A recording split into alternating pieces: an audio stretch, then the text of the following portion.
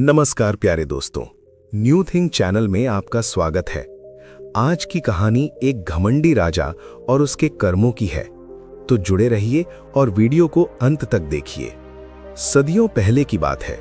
उत्तर दिशा के पर्वतों के बीच एक समृद्ध राज्य अर्जुनगढ़ बसा था। इस राज्य पर राजा वीर केतु राज करता था। नाम भले ही वीरता का प्रतीक था, लेकिन उसका स्वभाव क्रूरता और अहंकार से भरा हुआ था। उसके लिए प्रजा सिर्फ एक साधन थी, जिससे वो अपना खजाना भरता था। उसे किसी के दुख दर्द से कोई मतलब नहीं था। यही कारण था कि आसपास के सभी राज्य उससे दूरी बनाए रखते थे। कोई भी राजा अपनी बेटी का विवाह ऐसे निर्दयी और घमंडी व्यक्ति से नहीं करना चाहता था। राजा का एक विश्वसनीय सेनापति ध्रुवपाल था। वो युद्ध में निडर और कुशल था, लेकिन अपने ही राजा के सामने उसकी आवाज दब जाती थी। एक रात उसकी पत्नी कावेरी ने उससे कहा कि क्या उसे उन लोगों की चीखें सुनाई नहीं देती जो हर दिन कर के बोझ तले दबकर मर रहे हैं। ध्रुवपाल ने भारी मन से जवाब दिया कि सच बोलना आसान नहीं है, क्योंकि सच की कीमत बहुत भारी होती है। लेकिन कावेरी चुप नहीं रही। उसने ध्रुवपाल से कहा कि अगर राजा को नहीं बदला गया तो एक दिन पूरा राज्य बर्बाद हो जाएगा। कुछ ही समय बाद राज्य पर विपत्ति टूट पड़ी। भयंकर बर्फीले तूफान ने फसलें नष्ट कर दी। हर घर में भूख और निराशा फैल गई। लेकिन राजा का आदेश वही रहा कि कर हर हाल में वसूला जाएगा। प्रजा रोती रही, गिड़गिड़ाती रही, लेकिन राजा का दिल नहीं पिघला। ध्रुवपाल के सामने अब एक कठिन निर्णय था। या तो वो चुपचाप प्रजा को मरते देखता रहे, या फिर कुछ ऐसा करे जिससे सब कुछ बदल जाए। तभी उसके मन में एक योजना जन्मी, एक ऐसी योजना जिसमें छल भी था और प्रजा के लिए उम्मीद भी।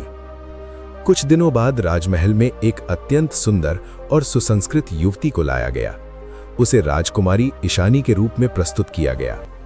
उसने राजा के सामने विनम्रता से कहा कि वो दूर देश की राजकुमारी है, जो एक भयानक तूफान में अपना सब कुछ खोकर यहाँ पहुंची है।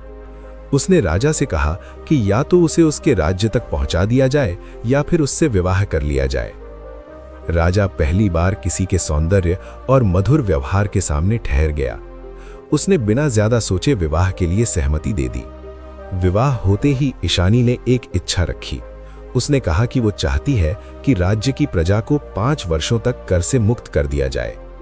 दरबार में सन्नाटा छा गया। कुछ पल के लिए राजा भी चुप रहा, लेकिन फिर उसने रानी की इच्छा मान ली। उस दिन के बाद राज्य में पहली बार लोगों के चेहरों पर मुस्कान लौटी। धीरे धीरे राजा भी बदलने लगा। रानी के स्नेह और सरलता ने उसके भीतर छुपी इंसानियत को जगाना शुरू कर दिया, लेकिन उसके पुराने पाप अभी भी उसके पीछे थे। एक दिन पुराने अपमान का बदला लेने के लिए राजा ने पड़ोसी राज्य पर हमला कर दिया और वहां का सारा खजाना लूट लाया। उसे लगा कि उसने जीत हासिल कर ली है, लेकिन वो ये नहीं जानता था कि ये जीत उसके लिए एक बड़े संकट का कारण बनने वाली है।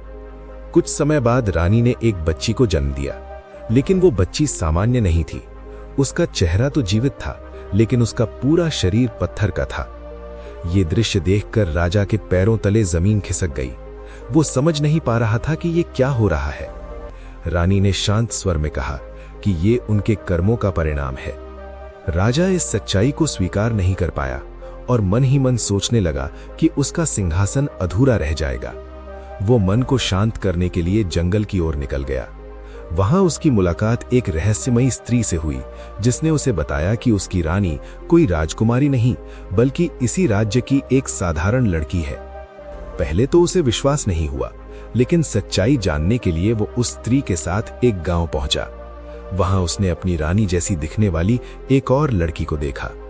अब उसे सब कुछ समझ में आ गया। वो क्रोध से भरकर महल लौटा। उसके हाथ में तलवार थी और आंखों में आग।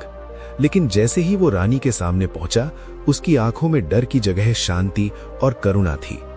रानी ने उससे कहा कि उसने जीवन भर लोगों से सब कुछ छीना है, इसलिए ईश्वर ने उससे उसकी संतान की पूर्णता छीन ली है। ये बच्ची उसके कर्मों का आईना है। राजा के हाथ से तलवार गिर गई। उसकी आंखों में पहली बार आंसू थे। उसे अपनी गलतियों का एहसास हो चुका था। उसने उसी क्षण सिंहासन छोड़ दिया और खुद को प्रजा का सेवक घोषित कर दिया। कहते हैं कि जैसे ही उसके भीतर का अहंकार टूटा, वैसे ही उस पत्थर की बच्ची का शरीर धीरे धीरे जीवित होने लगा। उस दिन अर्जुनगढ़ में सिर्फ एक चमत्कार नहीं हुआ था, बल्कि एक निर्दयी राजा के भीतर इंसानियत का भी जन्म हुआ था। उम्मीद करता हूं दोस्तों, ये कहानी आपको पसंद आई होगी और जाते जाते वीडियो को लाइक और चैनल को सब्सक्राइब करना मत भूलना और कमेंट में अपने रिव्यू जरूर लिखना। धन्यवाद।